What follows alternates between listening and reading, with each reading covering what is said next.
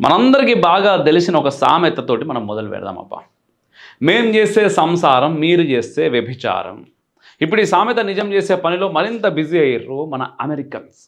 మామూలుగానే మన వెస్ట్రన్ వెర్రి వెంగలప్పలకి వాళ్ళ వేషాలకి అడ్డు అదుపు అనేది ఉండదు. యూరోప్లోని బ్రిటన్ సహా ఫ్రాన్స్, ఇటలీ, జర్మనీ, పోర్చుగీస్ లాంటి తెల్లోళ్ళ దేశాలు అప్పట్లో ప్రపంచం మీద పడి Asia, Africa, Australia, Latin America అన్న తేడా లేకుండా దోచుకుతున్నాయి. అయినా కూడా వాళ్ళు ఏం చెప్పేటోళ్ళో తెలుసా? వైట్ మ్యాన్స్ బర్డన్ అనే పిచ్చి వాగుడు వాగేటోళ్ళు.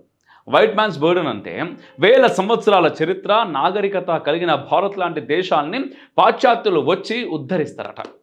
అది వాళ్లకు దేవుడిచ్చిన కర్తవ్యం అంట. ఇలా సోది చెప్తూ బలవంతంగా దేశాలని ఆక్రమించి యూరప్ బాగా బలిసిపోయింది నిజంగా చెప్పాలంటే. ఇవాళకి భారత్ లాంటి దేశాలని దోచిన డబ్బుతోనే డిక్కి బలిసి కొట్టుకుంటా ఉన్నాయి ఈ దేశాలు. అటువంటి యూరోపియన్ దేశాల తాలూకు ఉన్మాదపు వైరస్కి మరో ప్రమాదకర వేరియంటే అమెరికా.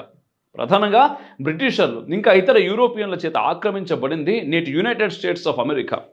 అక్కడ అంతకుముందు మూలవాసులు ఉండేవాళ్ళు. వారు క్రిస్టియన్లు కాదు, వారు తెల్లవారు కూడా కాదు.